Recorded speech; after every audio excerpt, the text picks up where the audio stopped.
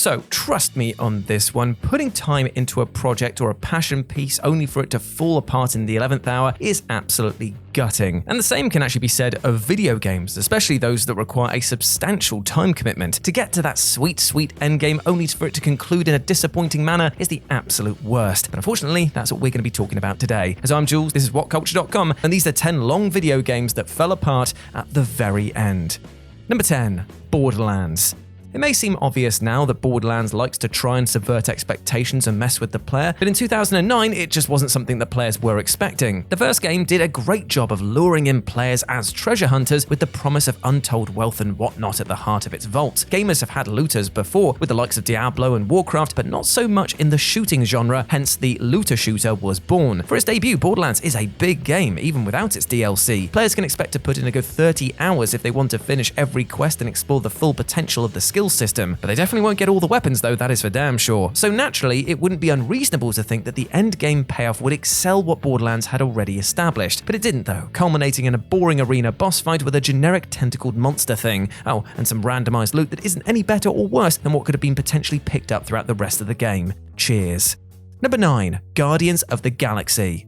In terms of story and world building, Marvel's Guardians of the Galaxy hits on 2 levels. For one, it's as faithful as can be to a universe set up by both comics and the 2 blockbuster films, and for the other, it sure as hell is better than Marvel Avengers, to the point of it being a bit of an atonement. What it does fall apart on, however, is just how lackluster the gameplay can be. There are exciting moments, like the occasional on-rail shooter section or the llama sing-along, but outside of that, it's a very run-of-the-mill corridor shooter with some occasionally cool visuals and an undoubtedly awesome 80s soundtrack. Now this becomes notably apparent in the game's final hour or so, when the Guardians are after the big bad, who I won't spoil for you here. It's already a long game, which isn't a bad thing, but the last section is a lot more repetitive corridor shooting than it needed to be. It would be understandable if this were a new part of the gameplay, but this is all we've done for the last 20 hours. It could have been abridged as a yet to conclude moment instead of more tacked on weariness to spoil the mood.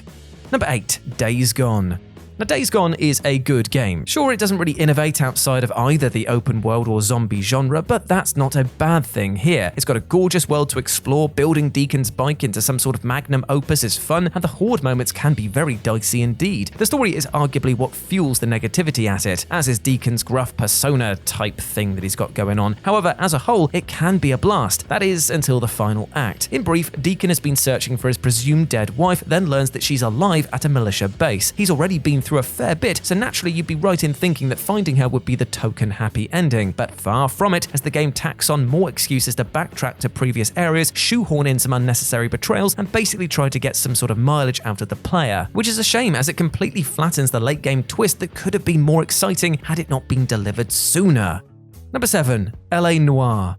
LA Noire, Rockstar's take on the 1940s crime genre, is generally considered as a great example of storytelling in gaming. Following the rise, fall, and redemption of Cole Phelps, it does a fine job in showing the player his character arc. Set across his ascent through the ranks in different divisions, his out-of-nowhere affair and subsequent disgrace, LA Noire's pacing mostly gets it right. Even when the game switches to former war unit come rival Jack Kelso, it's still at the same pace, which depending on your view is either stretched out or just right. Yet it's the denouncement that lets down everything that this game has massively built up. The endgame reveal that one of Phelps's unit is intrinsically linked to the Elysian Fields development scheme, the police corruption, and then some, meant that players were left wanting some meaty conclusion to it all. But what they got, however, was a run-of-the-mill generic cover shooter section, which was always a secondary feature in the game, culminating in a payoff that sees Phelps pay the nobleman's sacrifice and die. Whilst it may be fitting for LA Confidential style tropes that it was trying to fill, it felt like a very rushed ending to an overly long build-up.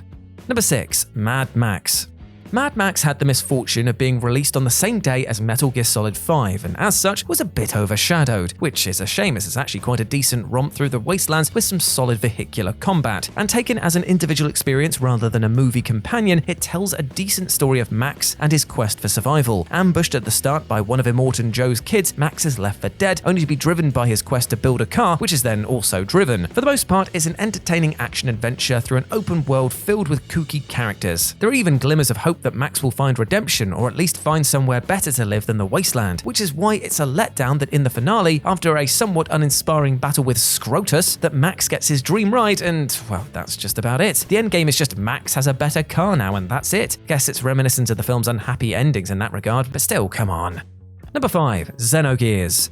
Squaresoft, as they were known pre-2003 Enix merger, were renowned for their epic RPGs at the turn of the century. Several Final Fantasies, Legends and Secrets of Mana, Front Missions, Triggers, Crosses, and of course, XENOGEARS. It would take far too long to recap the entire story here, but suffice to say, it is huge, taking on gods, plural, a Soylent Green-style cannibal buffet, various dynasties and generations, split personalities across millennia. I mean, there is a lot going on here. And for the most part, the pacing is fine. Set over 2 discs, this journey is a good 50 plus hours of cracking gameplay and narrative, but it's the last 25% or so that falls apart. Trying to create a grander scale than anticipated, it becomes apparent that the last act was rushed. After setting up some massive deicide-like confrontation, XENOGEARS fumbles its pacing by pretty much rushing through the last part of the plot threads. What took hours to establish is rushed through, as is the journey to get to the final boss. It does conclude the story thankfully, but the whole experience feels like Squaresoft just wanted it done before any money was spent on a project so ambitious. Number 4. Death Stranding. Well, look at this, it's that massively divisive game again, but for once, this isn't about whether it's good or bad, art or boring, or whatever the argument normally is. No, this time around, it's about how the ending drags on for what feels like an already substantially long time. The final chapters do a good job of laying out Sam's birth and rebirth, the nature of the Death Stranding, and how awesome/diabolical Higgs is as a villain. And after about 3 hours of epiloguing, you bloody well hope so. But then, just when players want to save their progress and stick on anything else, Death Stranding just keeps on going. Die Hardman, the sort of spearhead behind a lot of the goings-on in this game, just has to have an overly long speech to Sam for that extra runtime. Echoing presumably our own sentiment, Sam's face is a picture of disinterest as Hardman essentially rehashes established points with some added dramatic flair. Now bear in mind, this is already after that excruciating beach part. It shouldn't have come as a surprise given the nature of the game, but still, there is indeed a limit. Number 3. Batman Arkham Asylum. It wouldn't be too hyperbolic to say that 2009's Arkham Asylum blew away expectations. Redefining the action-adventure superhero genre with its slick combat and faithfulness to the source, Rocksteady's Batman debut was worthy of praise, except that is when it came to the ending. Comic fans already knew, but to the uninitiated, it becomes apparent early on that the Joker is the logical counterpart to Batman. There are some liberties, but the gist is that the Joker wouldn't do anything so nihilistic as to end his reign of terror or make it easy for Batman. So imagine the disappointment when, at the climax, the Clown Prince of Crime declares that he has nothing to lose and doses himself with a lot of Titan. And this is the thing, he just wouldn't do that. But it's a twofold slap here. As the gamers, it throws away all the established tension throughout the game for a generic boss fight that we've already had before. And to add insult to injury, it's a boss fight that you barely fight Joker in. 3 waves, a contextual prompt or 2, and then the occasional slap and giggle with the Joker. Thankfully, Rocksteady learned from this and provided more varied boss fights in Arkham City. Number 2. Metal Gear Solid 4: The Guns of the Patriots. Having a list like this and not including a Metal Gear Solid game? What are we, some sort of pseudo-ironic hipsters? The real difficulty was choosing which one. Of course, it could only be the quick let's try and wrap it all up in one overlong finale, also known as Metal Gear Solid 4, as if players didn't have it hard enough already with the microwave corridor bit beforehand. It's admirable that Kojima at least tried to resolve the Solid Snake arc, and with that all of the supporting cast as well, but Meryl's wedding scene and Drebin spelling out the blatantly obvious hand-holding from the Patriots, the elaborate plan that Rose and Campbell went through to protect Raiden's child, Sonny finally making eggs, all just very, very long cutscenes that pad an already extremely long runtime. Now in its defense, it is nice to see Snake get closure with Big Boss, but good lord, it didn't need to be about 3 more hours of cutscenes after punching Liquid Revolver Ocelot to death on top of a submarine. And number 1, Red Dead Redemption 2.